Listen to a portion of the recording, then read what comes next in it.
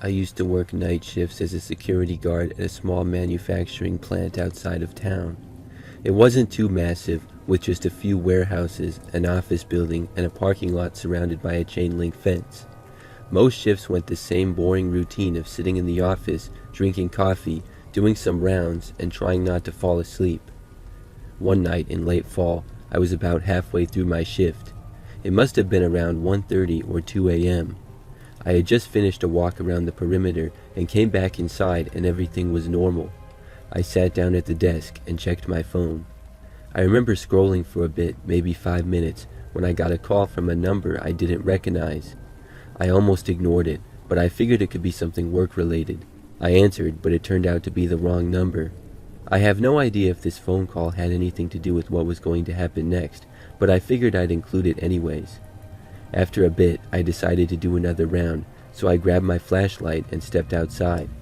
I took a quick walk around the main warehouse, maybe 5 to 10 minutes at the most, then I headed back to the office.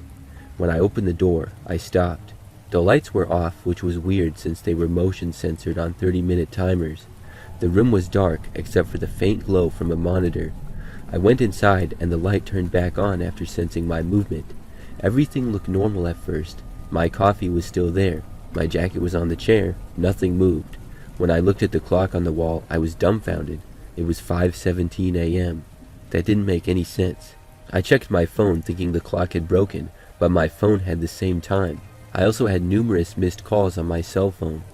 A lot of them, all from my supervisor, were asking where I was, why I wasn't answering, and if I had left my post. The first message was around 2:10 a.m. The last one was just a few minutes before 5 a.m. I called my supervisor back. He answered right away, sounding angry. He said they'd been trying to reach me for hours. Apparently, an alarm had gone off in one of the storage buildings, and when they checked the cameras, they saw me walk out of the office around 2 a.m. and just not come back. I told him I had only been gone for a few minutes, and I was trying to process what in the world was going on. Later that day, I asked to see the footage from the security cameras. At 2:03 a.m., I got up from the desk and walked outside. That part matched what I remembered. But then, I walk out of view from the first camera in a bit of a blind spot, and I'm not seen anywhere on any of the cameras for the next 3 hours. At 5:11 a.m., suddenly I appeared back in view of a camera, and it showed me doing my quick 5-minute rounds check in a warehouse. Then I walked back inside the office, and that's when I saw the time and all my missed phone calls. I don't remember any of those missing 3 hours of time or what happened at all. The only thing I can remember is my regular 5-minute walk around the facility.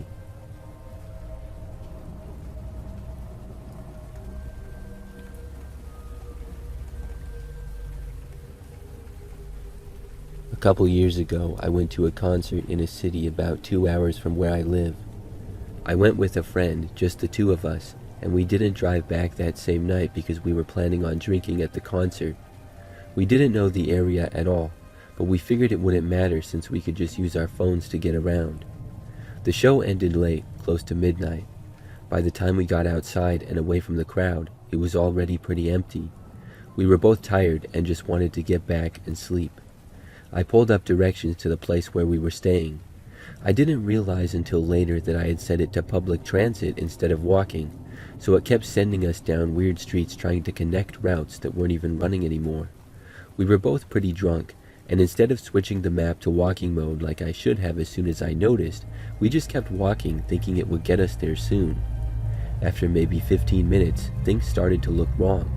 There were no stores, no people, barely any cars, as there were now long blocks and streetlights for the most part.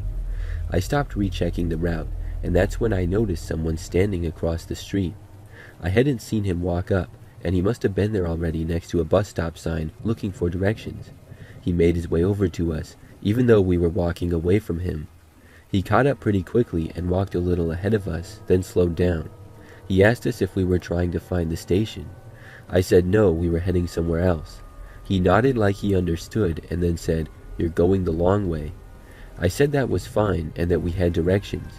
We kept walking and he was alongside us, not close enough to where we felt too threatened as there was a good 40 feet between us. He spoke up again and said that our phone was wrong and the route we were taking would just loop us back here. I checked the map again, and I guess because I was tired or stressed, I couldn't really tell if it was right or not. It did look confusing though. My friend asked if he knew a better way. He said yeah, then pointed us down a side street saying that it was a shortcut and it would only take us 5 minutes. I didn't like the look of it as there were very few lights the way he pointed. I said we were fine and thanked him anyway. He didn't react for a second, and then he shrugged and said, "Suit yourselves."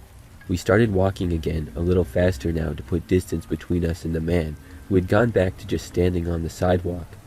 After a bit, I checked over my shoulder and he was gone.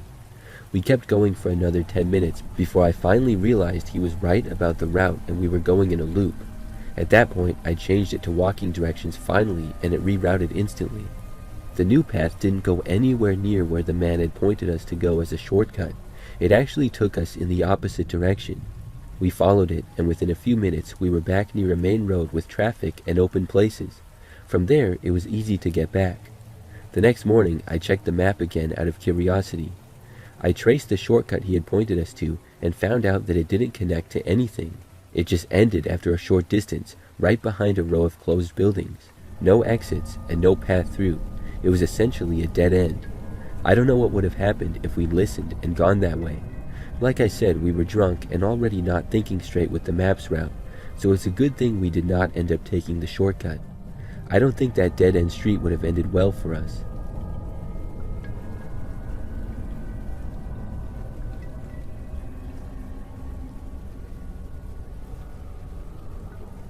The following is a story that took place quite a few years back now. However, it still baffles me completely. I'm a teenager and have been in Boy Scouts for nearly my whole life, and I really enjoy exploring with my friends and being trusted more as I'm older now. A few years ago, me and 2 girls named Amy and Harriet were asked to head into the woods surrounding our campsite to find a long straight stick suitable for carving into a point. Bear in mind that I was a lot younger back then. Harriet was older, and Amy was only 1 year older than me. We had been walking in deliberately the same direction so that we would not get lost, and memorizing the surroundings as we went so we could find our way back easily. About 15 minutes in, we couldn't find a good stick to take back, so we turned around to return to the campsite. That's when the initial panic set in. The trees had almost unnaturally knitted themselves together in such a way that it seemed our path was non-existent in the first place, like it had just vanished. We looked around 360 degrees, and now everything looked exactly the same. Trees we could have sworn were different from one another appeared as all copies of the same tree. We kept walking in what we thought was the correct direction, whilst shouting out for help, and eventually came to a concrete path. It was almost like a road, but very thin, separating the forest, splitting it in two. We didn't follow the road as it went the wrong direction to our campsite, since we had never seen a road like this in camp. On the other side of the path was more forest. However, nearby was an abandoned shack, likely used for storage or whatever else. We had no idea anything like this was out there in these woods, so we just kept walking. We eventually came to a road that we did not recognize. A woman wearing a pink and purple regatta outdoor coat walked past us, and we frantically asked her for the direction of our campsite.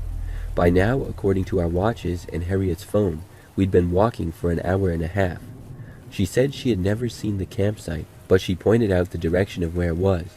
We followed her advice and eventually came back to our campsite.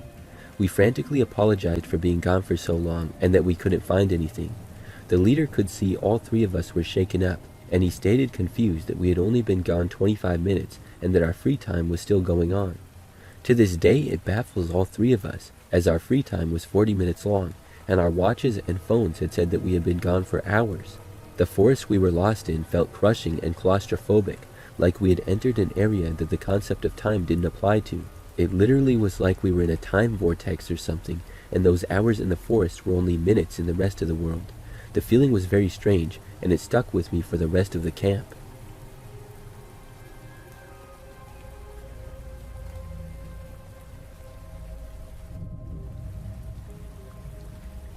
About 8 years ago, I was a junior in high school. It was early November, and a couple of friends and I were hanging out at my friend Mark's house. He lived just outside of town, not quite in a rural area, but far enough that there were long stretches of empty roads and some wooded areas behind his backyard. That night we got bored and decided to walk down a gravel trail that led into the trees behind his house.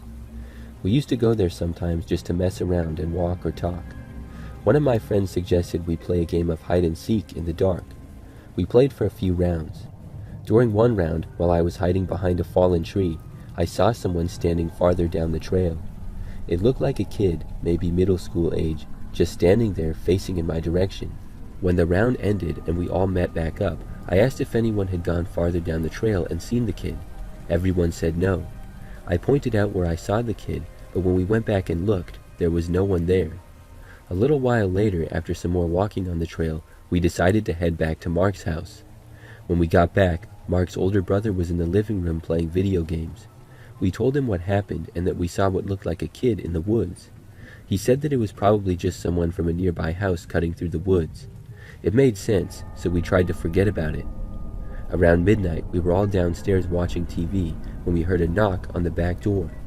We all looked at each other and didn't move at first. Mark's brother got up and checked, but when he opened the door, no one was there. He stepped outside for a second and looked around the yard. Then he came back in and locked the door. He didn't seem too concerned, but we were starting to get uneasy. Maybe 20 minutes later, it happened again. This time, we all went to the door together. Before opening it, Mark turned on the outside light. As soon as the light came on, we saw someone standing near the edge of the yard close to the tree line. It was the same kid I had seen earlier, and he was facing the house. Mark's brother opened the door and called out, asking if they needed help or if they were lost. No response, and after a few seconds, the kid turned and walked back into the trees. None of us wanted to go after him, so we just shut the door and locked it again. Mark's brother said he'd keep an eye out and told us to stay inside. The weird part came the next morning. Mark's house had a camera that would record any movement. We checked the footage the next morning to see if we could get a better look at the kid. Throughout the course of the night, every 20 minutes to half hour, the same kid would appear at the edge of the yard and driveway and stand there for a while looking towards the house, and then he would leave back into the woods. The camera caught this happening at least 10 times overnight. Mark's family hasn't seen the kid since, and we still wonder if he was a lost kid or if there was something else going on.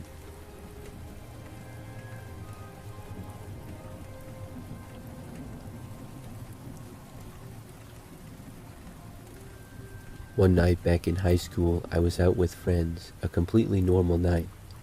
The friend who was driving us drove all the time, and he knew his way around town perfectly, and so did the rest of us.